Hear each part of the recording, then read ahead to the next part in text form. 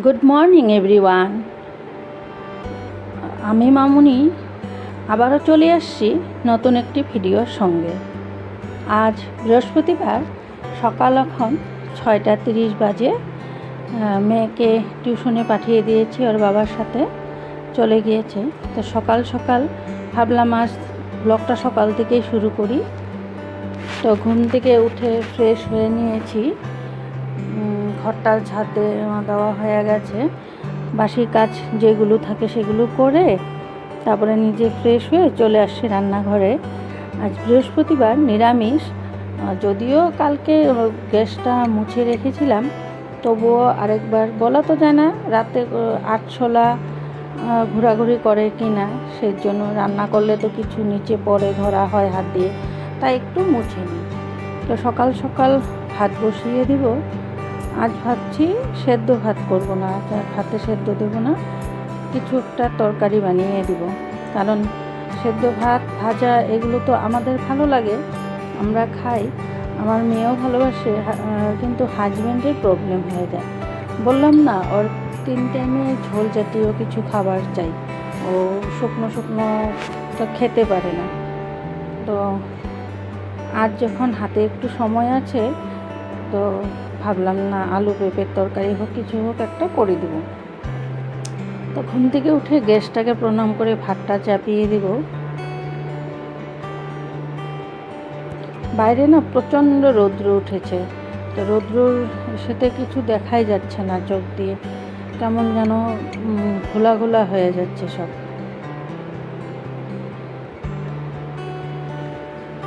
কদিন থেকে খুব বৃষ্টি হলো, তো বৃষ্টির পরে রৌদ্রটা উঠেছে। একদিকে ভালোই হয়, দুনিয়ার কাপড় আছে ভিজা, শুকিয়ে যাবে। তারপরে আবার গরমটার জন্য ভয় লাগে। রান্নাঘরে গ্যাসের সামনে এমনিতেই গরম লাগে, তার মধ্যে আরও যদি রোদের টেম্পার সেই থাকে না, তখন ভালোই গরম লাগে। আবার আমার তো প্রবলেম হয়ে যায় বেশি গরম দিলে, মাথা ধরা প্রবলেম আছে।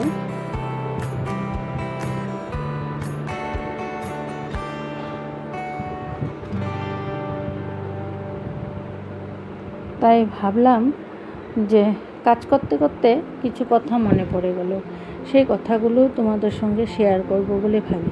কারণ আমরা তো গৃহবধূ, সারাদিন ঘরের ভিতরেই থাকি, এই 4 দেওয়ালের মধ্যেই আমাদের কাজ, বাইরে যেতেও পারি না। আর কার সঙ্গে কী গল্প করব বলো? বন্ধুবান্ধব সব বিয়ে হয়ে গেলে না, যার যার সংসারে শেষে বিজি হয়ে যায়, কারোর সাথে কারো যোগাযোগ থাকে না। আগে যখন মেয়েকে স্কুলে নিয়ে যাওয়া আসা করতাম, তখন তো স্কুলের কত ফ্রেন্ড ছিল, মানে গার্জেনগুলো যারা বাচ্চা নিয়ে স্কুলে আসতো, তখন একটা ভালোই আড্ডা হতো। কিন্তু এখন তো আর সেটাও হয় না। এখন মেয়ে ভ্যানেই চলে আসে, আমার বাইরে সে অর্থে যাওয়াও হয় না, কারোর সঙ্গে দেখাও হয় না। আর রিলেটিভদের সাথে একটু রাত্রে সন্ধ্যার পরে যদি একটু কথা বলা হয়, সেটুকুনি। নাহলে সারাদিন এই যে মুখ বুজে একা একা কাজ করা, এই হলো আমার জীবন। তো তাই ইউটিউব একটা ভালো সুযোগ করে দিয়েছে যে তোমাদের সঙ্গে কথা বলতে পারি। তাই বলছি, আমাকে কিছু সংখ্যক আর কি লোক, সবাই না, আশেপাশের কিছু কিছু মহিলারা বলে আমি নাকি রান্না করতে পারি না, রুগীদের মতন রান্না করি। দেখো, যার বাড়িতে যেমন খাবার খাবে, সে সেরকমই কিন্তু রান্না করবে। এখন আমার বাড়িতে সবারই গ্যাস অম্বলের প্রবলেম আছে, তো শুকনো লঙ্কা বাটা বলো, ওই বলো, ওরা খেতে চায় না কেউ। রান্না করে তো আর ফেলা যাবে না।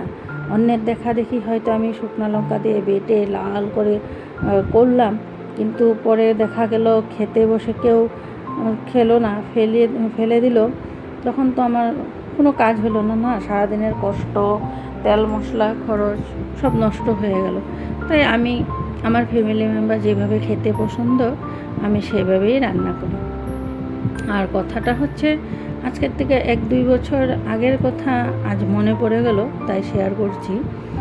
আমার পুরান বাড়ি বলতে আমার শ্বশুর বাড়ির পাড়ায়, এখন তো অল্প অন্য জায়গায় থাকি, তো সেখানে আশেপাশে কিছু মহিলা ছিল, ওনাদের টপিকই ছিল শুধু আমাকে নিয়ে এই ধরনের কথা বলা, গল্প করতে থাকলে তখন সামনে গেলে এই ধরনের, আমরা বেশি নিরামিষ খাই, নিরামিষ খেলে নাকি খরচ লাগে না, টাকা পয়সা লাগে না। তাহলে ভাবো তো বন্ধুরা, আমাদের মন্দিরে যে এত এত নিরামিষ ভোগ হচ্ছে, এত এত ভক্তরা খাচ্ছে, তো ওটা কি বিনা পয়সায় হয়ে যাচ্ছে? না, ওই নিরামিষ রান্না করতেও তেল মশলা খরচ খাটনি সবটাই লাগে। তো রোজ মাছ খেলেই কি শুধু খাওয়া হয়? মাছ ছাড়া কি অন্য কিছু খেলে সেটা খাওয়া হয় না? অনেকে অনেক কিছু বলতো। আর দেখো, অবস্থা বুঝিয়ে ব্যবস্থা, যার যেরকম ইনকাম সে সেরকমই খাবে। তো আমাদের যেরকম ইনকাম আমরা সেভাবেই চলতে হবে। আমরা মধ্যবিত্ত ঘরের মানুষ, আমরা তো হাই সোসাইটি মেনটেন করতে গেলে হবে না। আমার হাজব্যান্ডের যেমন রোজগার সেইভাবেই আমাকে চলতে হবে। কারণ শুধু খেয়ে শেষ করব সেটা তো না, পড়াশোনা আছে, বাকি খরচও আছে সংসারে। তো সব দিকে মিলিয়ে মিশিয়ে চলতে হবে। তো আমি যদি 1 লিটার তেল এনে আমি 2 দিনে শেষ করে ফেলি, তারপরে বাকি 3-4টা দিন চলবো কীভাবে? আমাকে তো হিসাব করেই চলতে হবে। তো আমি সেভাবেই চলি। সেটা নিয়েও কথা, বুঝলে তো?